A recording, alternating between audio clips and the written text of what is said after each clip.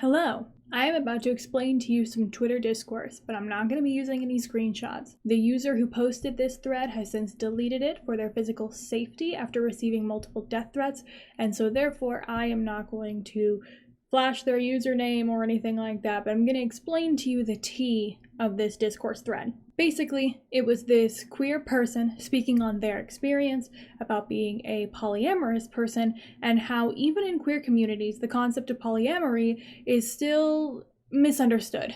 They themselves have two husbands, and not only is their family extremely discriminatory towards their secondary partner, but so are their coworkers and their friends and even associates within their own queer activism communities. When they were looking to adopt, when they had fertility issues, most adoption agencies passed right over them because they were a household of 3 partners together in unison. When it comes to attending events that require a +1, oftentimes, even their closest friends would not be willing to open up a second invite so that the whole family could come. This queer person had to choose between either husband for an event because they just didn't understand that the husbands are equal. Every time a situation like this would come up, family members or friends would often be like, well, just break up with the second partner. Don't bring the second partner. Your second husband isn't as important, right? Because that's not your legal husband. The person who made this thread was arguing that basically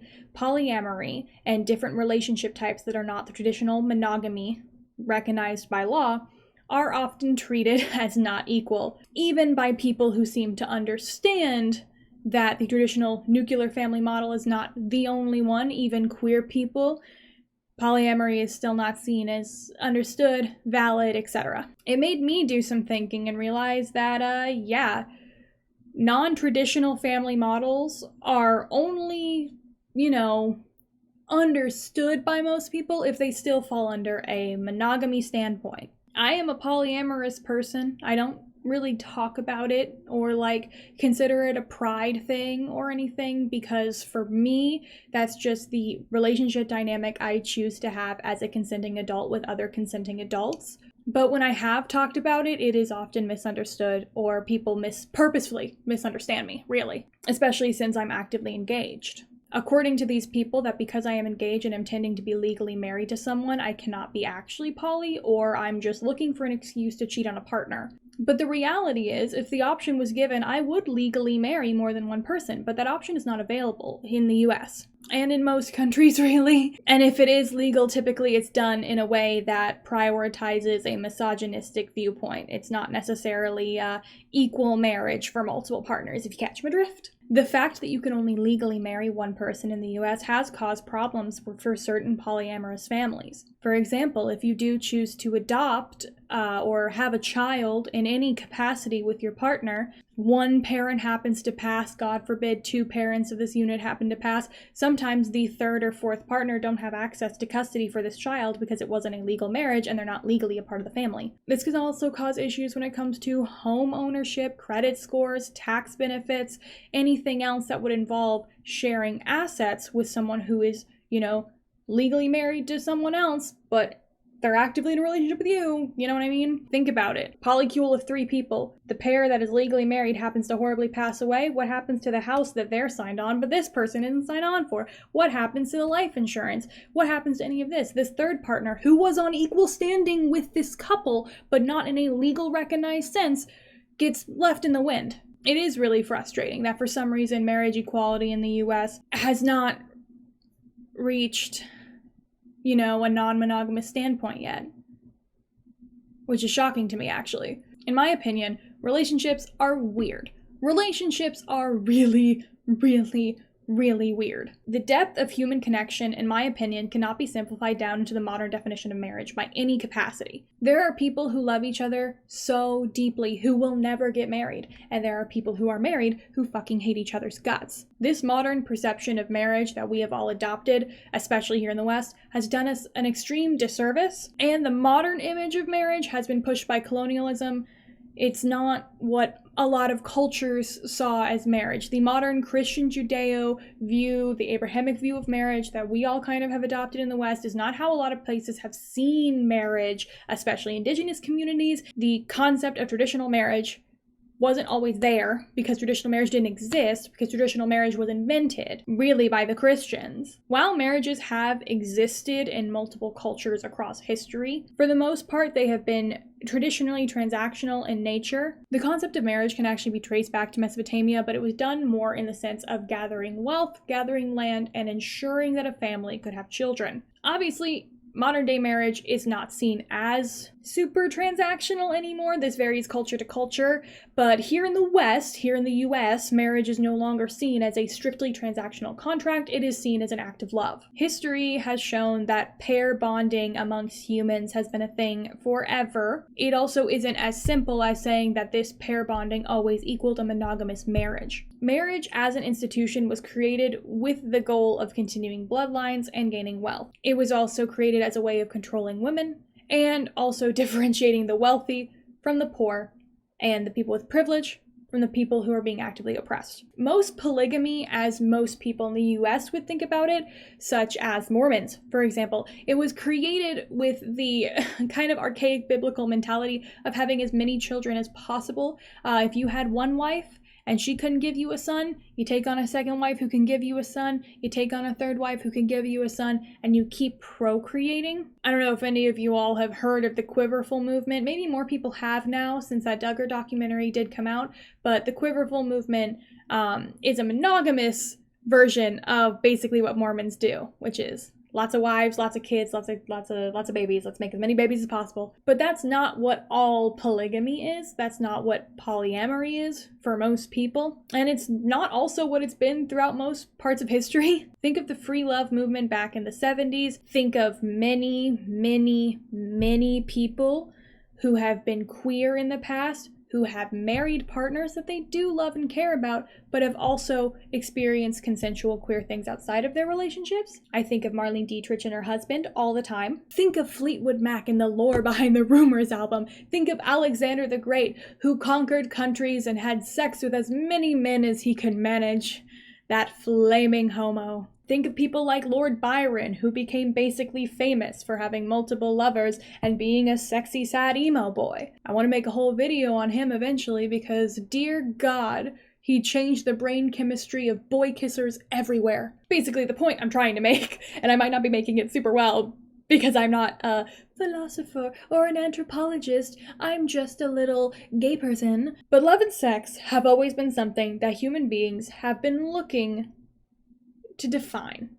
And I feel like we've failed to define it for a very, very long time. I don't think the human capacity for love and the human capacity for emotion can be defined in these simple terms, and especially simple legal terms. Maybe I'm just being a Pisces about it, but I think love is this big, beautiful, universal thing that we can barely even comprehend ourselves. It is a feeling so deep inside of us that it is impossible for us to translate it. It is a language with no Rosetta Stone, and we just try our best every day to explain it, but we will always fail because the depth of love is not something that can be defined or explained. It can only be felt. It can only be experienced. And a lot of human language doesn't do a good job conveying the real pain and pleasure of experience. The phrase "it takes a village" typically is used in the sense of multiple people helping raise a child, but I also think it applies to multiple people helping to consistently nurture a human being. We are children our whole lives in the sense that we are always learning, always growing, always gaining new life lessons, always experiencing something new for the first time. Human beings of all ages need guidance and love and support and mentorship and a village. And for some people, that village comes in the form of multiple partners or multiple types of in-depth human relationships that borderline romantic, borderline platonic, however you want to say it, we need other people to survive. This is a very long-winded way of me saying that I think we should utilize the Homestuck quadrants because I think Andrew Hussey accidentally invented the best model for human relationship definition. And I'm embarrassed saying it, but I do think it's more useful than you think. Is it obvious? by the he, they pronouns in the corner that I read Homestuck. It's not the shirt, it's the mullet that gives it away, actually. Anyway, so for those lucky bastards who don't know what Homestuck is, it's a webcomic. For those lucky people who know what Homestuck is but haven't read it, in the webcomic, there is a species of alien called trolls. Trolls are humanoid, but they lean more towards bug-like in the way that their society works and the way that their biology is. They don't necessarily have family units. They don't necessarily have a strong sense of community. In fact, they are known for killing each other more than they are for sustaining a normal societal bond. And so trolls have developed a 4-part relationship system. This 4-part relationship system is called the Quadrant system. It is represented by the 4 suits on a deck of cards because this is Homestuck, due to the natures of how trolls are, with genetic mutations appearing based on blood color, with their parental figures technically being spiritual embodiments of their internal soul's entire history and the multiple incarnations they can take in different timelines and universes, and oh my god, I can't even explain it all. Anyway, the quadrant system works for them because of how they're how they work. The quadrants work for them. I think they could work for us. The quadrant system is originally introduced in Homestuck in Act 5, Part 2, on page 2392 to be exact. The quadrant system is fully explained on this page and in this little section. The quadrant system exists of 4 parts, as stated. For the heart suit, we have the concept of matesprit. For the diamond suit, we have the concept of moral allegiance. For the spade suit, we have kismacitude. And for the club suit, we have auspices. Fuck, I have a lisp. I didn't think this through. Auspisticism. Auspisticism. I'm gonna say it again. Auspice. Fuck.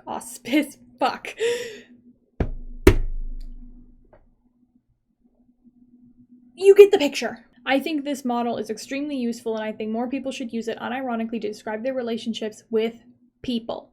I think it helps. I really do think it helps. The way it typically works in troll culture is you have one person to fill each of these quadrants for you, or you are filling one of these quadrants for another person. That being said, in troll history, it has been shown that you can have 2 matestrits, 2 moirails, etc. It's just a little taboo. I will now explain to you what these 4 sections are and why I think that this is actually useful. I am so sorry if you've made it this far in the video and you're really processing the fact that I am going to be advocating for Homestuck language to become a normal part of human vocabulary. I am sorry. I am so sorry. I am deeply sorry that you are here, but you've clicked on this video. And so watch it all the way through to give me that ad revenue, baby. It's the least you could do for me. Let's start with the heart suit. Having a matesprit ship, as you will. So this is the type of romance known as red romance or flushed romance. Matesprit is what us as humans would typically refer to as like boyfriend, girlfriend, husband, wife, partner, lover, date mate, whatever have you. They're your relationship in the traditional romantic sense. This relationship is represented by the heart suit as stated. The term matesprit is a play on the term soulmate. Literally look at it as if you just flipped the words. Soulmate, matesprit.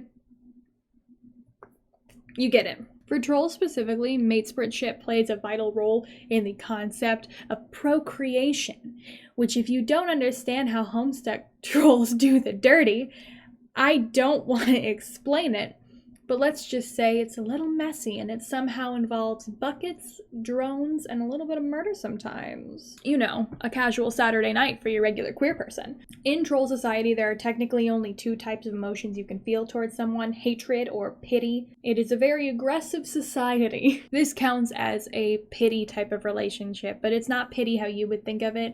It is romantic connection, basically. We obviously already have terms for this in the human language, as stated. We have, partner, etc. But I think matespritship, specifically defining that this person is my matesprit, they are my strictly romantic connection. There are no platonic feelings here. There is no darkness. There is no love-hate. There's no enemies to lovers. There is no whatever else. This is strictly a romantic relationship. I think that's useful to say because I also feel like due to the nature of how many people are legally married in the US and fucking hate each other, I think defining that this person is my love of all time, while excluding the concept of marriage from the conversation, is extremely helpful. Especially since, again, marriage nowadays, while being less transactional in concept, is still transactional in the sense of tax benefits, health insurance, etc., etc., etc. I have been engaged to my fiance for over a year, but we cannot get married yet due to health insurance reasons. I right now have really, really, really good health insurance that I will lose if I marry my partner. And I am a person who is extremely sickly and disabled, and I need my health insurance. And so I'm literally waiting for my current health insurance to time out in order to be married. And a lot of people doubt our relationship because we're having such a long engagement and because we are having to wait for these transactional moments to hit because marriage has been weirdly diluted in the US in this weird way. I don't know how to describe it. I mean, I do know how to describe it. I described it like 5 minutes ago. So if I were to, example, call my fiance my mate spread, you all would get the picture. It excludes marriage and legality out of the conversation, and you all more understand the fact that this is my one true love. And that's all you need to know, baby. That's all you need to know. Next, we're gonna move to the diamond suit. Moira allegiance. To have a Moirail is to have a bestie for the resties. But it's also significantly more than that. It's actually kind of like a friendship that is beyond friendship. It is less than your traditional romantic relationship. You are not dating them. You are not typically engaging in romantic actions with them, but they are above a friendship. They are your bestie soulmate, one might even say. This is also a red romance, but it's actually represented typically as like a pink romance. It's known as a pale romance because it's a pale red romance. It's less than romantic, but it's above regular friendos. Another fun term for Moirails is pale mates, kind of like date mate, but pale mates. Besties, pale mates, I'm sorry. So the term Moira allegiance actually has an interesting etymology behind it. I think it's kind of cool. The word Moira is an ancient Greek word. It typically means portioned, but in the sense of your fate, your destiny, where your life is going, and what you were portioned because of that. So take that now with the word allegiance, Moira allegiance, the loyalty and friendship that you were destined to have, that your fate was set up for. Kind of cool, right? Sometimes Homestuck will have like these 3-second moments of being kind of cool. And then I don't know what to do with that because the other half is like garbage. So specifically within troll society, Moirails are meant to keep you in check. They are the bestie that can say stuff to you that you don't want to hear, but you know you need to hear. And you know the only person that loves you enough to give you the harsh love is your bestie. This is a relationship rooted in positive emotions. It is a strictly positive relationship. That's very important to remember. But all positive relationships mean you trust a person enough to tell them what's up. Typically, Moirails are between two different people who have different tempers or maybe different, levels of self-control, and they help balance each other out with that. Because they balance and complement each other's emotions, not only does it make their lives as a whole easier, but it also means their relationships with other people are strengthened by this bond. They can go to each other to vent and to shit talk in a safe space, and then also to come and get genuine, unbiased advice. But it also means they can be deeply protected. Your Moirail can protect you against other people and stuff like that. It is a relationship specifically meant to build each other up, grow together, and develop into better people for yourselves, each other, and the world. Like I said, a bestie for the resties. It's your friend soulmate who helps you with everything. I think this word is important and we should use it. First off, I think that this concept of someone who is more than a friend, less than a relationship, and still your soulmate is great. Like the idea that this kind of relationship is an option is already really cool. Also, I think the concept of a Moirail is good because it allows, as stated, for you to have open and honest conversations with friends, which I feel like is kind of getting lost in the way that like online has stolen therapy language and like stolen the concept of boundaries and how people now use words like gaslight and stuff like that as a way to like constantly be testing their friends around them, how every single relationship is now a time bomb waiting for the other person to be toxic, how every conversation is an investigation about whether or not the person across from you is worthy of your time and energy. It's very weird. And so the concept of Moira allegiance, I think, should be introduced so that more people can, be willing to make stronger connections with friends again, you know? I don't know, I feel like we're losing the magic of friendship in the world a little bit. I feel like the internet has kind of killed the magic of friendship, and I think more religions could bring that back. I, unironically, have a moirail. They are my best friend. They are absolutely amazing. They have helped me with so much, and I would like to think I've helped them with a lot as well, but genuinely, I would owe so much of my success, happiness, growth, and safety to this person, to the person I consider my moirail. And I hope everyone eventually finds that one day. You know, you might even have a moirail and you didn't even know there was a word for it. So that's the pale romance, that's the diamond. Now let's move on to some of the spiciest of all the quadrants. The dark romance of the quadrants, the quadrant that book talk would nut over. Let's talk about kismesitude. Kismesitude is one that can be very easily misconstrued, and so tragically, as someone who is very knowledgeable about Homestuck, fuck, this is online forever. As someone who's very knowledgeable about Homestuck, let me explain to you kismesitude in a way that makes sense. Kismesitude is a form of black romance known as pitch romance. It is represented by the spade as stated, and it is specifically a love-hate type of relationship. I hate you so much I love you you so much I hate you. So I don't know if you've noticed, but kismesitude also has some cool words, verbiage in there about how this was built, how this word was built. So the word kismet, I'm sure you've heard of it, fated connection, fated love, etc. And then there's the word nemesis, which I'm sure we all know what it means. So kismesis, my fated nemesis of love. Like, that's really cool. Your kismesis is someone who you have a very strong connection to that is typically more romantic, but not always healthy. But it's not unhealthy in the sense that you all actively abuse each other. This is where it gets typically misconstrued. You are not supposed to abuse or do anything to your kismesis that they do not consent or agree to. But your kismesis is someone who is an enemy or a rival. You are allowed to show each other the darkest and worst parts of yourselves and therefore motivate each other by doing that. You are accidentally pushing each other to be the best that you all can be by allowing yourselves to be the worst that you all can be in front of each other. I don't know if any of you all were around when suddenly TikTok became one big witchcraft community, but there is a concept known as shadow work that kind of blew up online, so you might have heard of it. Shadow work is something that has been around in a lot of pagan and new age communities for a very long time. Shadow work basically means sitting with the darkest and worst and most argumentative and most evil parts of yourself and learning to grow through them, grow with them by facing them. This is also a therapy technique, you know, being really open and honest with your therapist about the worst parts of you so that then you can, again, confront them, grow through them, and make it out and be better. A kismesis is as if that concept was a relationship. Now, in the comic, obviously the comic is fiction. There are some extreme versions of this with physical violence, etc., etc.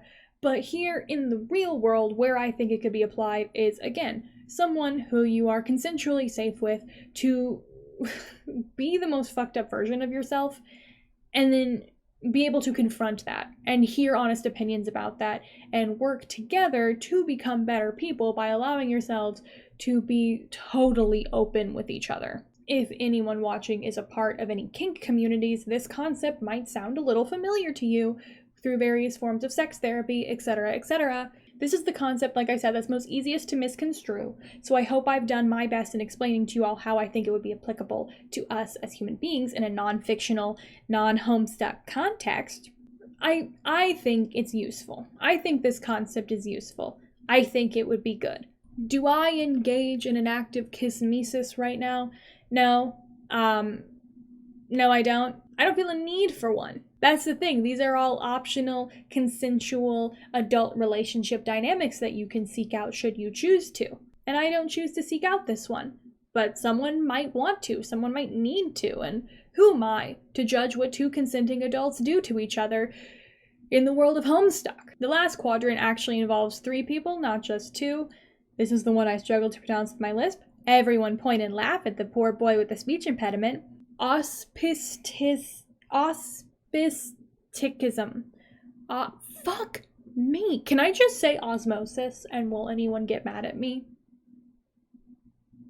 Will anyone be beefed if I jokingly call it osmosis? I'm calling it osmosis.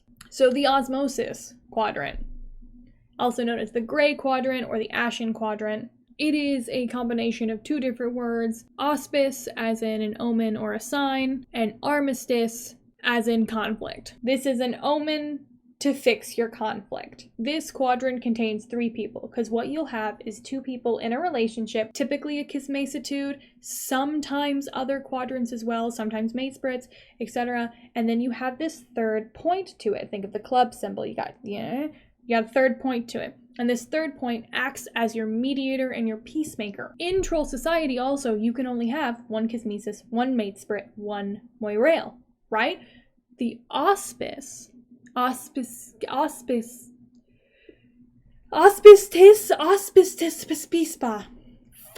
your osmosis is supposed to act as a mediator between not only your big relationships, but also your tiny relationships. This is a person that helps small conflicts not grow into your kismesis and helps your kismesis not, fall apart and kill each other. It helps your mate split not become your kismesis. It helps your moira legions not become your kismesis. You get the vibe. It's about mediation and communication. Think of it as your therapy friend. Think about it as someone you can go that you vent to, and maybe your partner also vents to, and they give you an unbiased perspective on who is right in the argument. You and your mate split are arguing about division of chores, and you go to a friend to help make a chore chart so you have an unbiased perspective of the relationship. That's an auspice. I think this quadrant actually naturally forms in human connection all the time. We just do not have words for it. It is not someone you hire. I want to make that clear. It is not a actual, relationship therapist. It's not couples counseling in a legal, hired sense. It is more genuinely the friend that is there to support everyone and is good at, organizing, conflict avoidance, communication, etc. Maybe they're older, maybe they're a mentor, maybe they know how these things are because they've been through it. Maybe it's an old family friend, maybe it's even your fucking parents. It's just someone who can help you figure shit out. This is typically a platonic quadrant because that third person, that auspice is there to support and love both parties equally in a way that would keep them unbiased so no romantic feelings would be involved. Like I said, I think this forms naturally, and I just don't think we have a word for it. But I think now there is a word for it, and maybe we should use that word. I think also using the word would allow the third party to consent to the situation or not, because I feel like a lot of people will sometimes dump all their couples baggage onto the third closest person nearby, and that's not always helpful or useful to that third person. They're not always mentally capable of taking that on, nor did they want to, nor did they ask for this, but now they're here. But the word osmosis allows them to consent and allows them to willingly participate as someone who wants to help with conflict and wants to make sure everyone's okay. It allows the parent friend, the mom friend, the therapy friend to consent to being that friend instead of just having that title thrust upon them. It aids in communication, and I think that's good. I think at the end of the day, all these terms mainly aid in communication and aid with consent. And I think that in a modern lens where relationship dynamics are ever changing and technology has really changed the way humans connect with each other, and mental health advice and advocation is everywhere, I think opportunities for more communication and consent should be supported, and maybe these terms are that. Now, before you start yelling at me about these strict labels that I want to put on relationships and how all I want to do is divide and sully the sanctity of marriage or whatever with Homestuck, let me introduce you into the concept of quadrant vacillation. Quadrant vacillation means that you start in one quadrant, you end up in the other with someone. Maybe you start being more rails with someone and maybe, something develops along the way and you end up as mate splits. Maybe you start as mate splits and then you realize maybe you're not super healthy as a relationship, but you are really good at holding each other fucking accountable and forcing each other to get your shit together and being super brutally honest about it, and then maybe you become a kismesis. These are levels. Vacillation, changing, moving, migrating.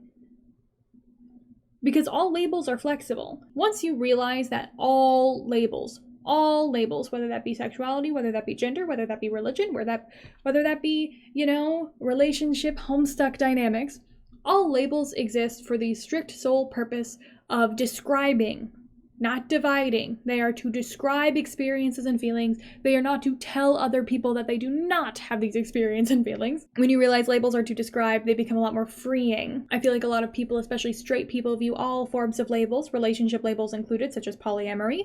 People view them as ways to be divisive and cause problems and all that stuff. But in reality, it's just to describe your individual experience as a human. Because as I said at the beginning of this video, it's really hard to describe your experiences as a human. Language is very limited, especially when it comes to, emotional connection. And so these aren't to divide or cause problems. They are to hopefully add better descriptors into the world to support the strengthening of healthy human connection and communication and consent. When I think about how human beings haven't fully processed the idea of polyamory, it makes me think actually of Reddit, as weird as that is. If you're like me and you love other people's drama and other people's bullshit, you might go on Am I the Asshole a lot, or perhaps r/relationship. You might watch those funky videos where an AI voice or maybe a sullen British man reads out a post to you, and you'll know that a lot of people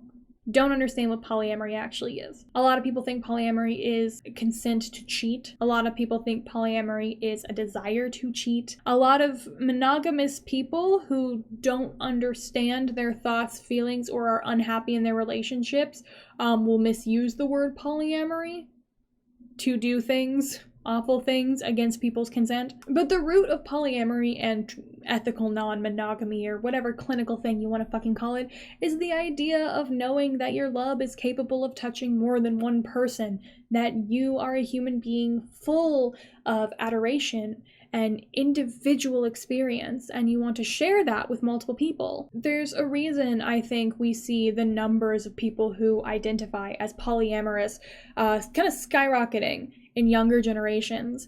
And I think it's because this traditional nuclear family model that was built by white supremacy isn't fucking cutting it anymore. There isn't a lot of joy in forcing yourself into a box. If you choose this box, or if this box is comfortable for you, that's one thing. I support you. I hope your box is comfortable. Can I put stickers on the outside of your box and support you? But for the people who are too big for this box, too small for this box, shaped in a way that a square little box wouldn't make them comfortable, forcing someone into it's only going to hurt them. And I think this generation, these upcoming generations, are really tired of being hurt in these fucking annoying boxes. Whether it be from being queer, or whether it be from being forced to be cis, whether it's racial, whether it's religious based, whether it be location, whether it be age. I think people nowadays are very, very tired of being forced into these boxes, and that includes relationship dynamic, because relationship dynamic, as stated, is really perpetuated by straight, white, cis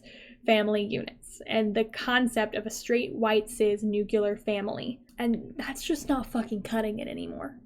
It's not. So I think we need to expand our vocabulary when it comes to relationships. While I think that vocabulary and human language will always fall short to the concept of love, I think we can try our best by getting unique, by getting creative, by attempting to define what we can, by looking to Homestuck. What do we have to lose? If people can go about their day-to-day and genuinely say their Hogwarts house in a job interview and have it make sense and have the person make hiring decisions off of that, why can't we say that we have a Moirail? Why not? Andrew Hussing isn't even a TERF. So I think we should start using Homestuck a little bit more than a Hogwarts language at least. Anyway, you just sat through a whole video about why Homestuck relationship dynamics are more valid than traditional Christian marriage. Leave a like.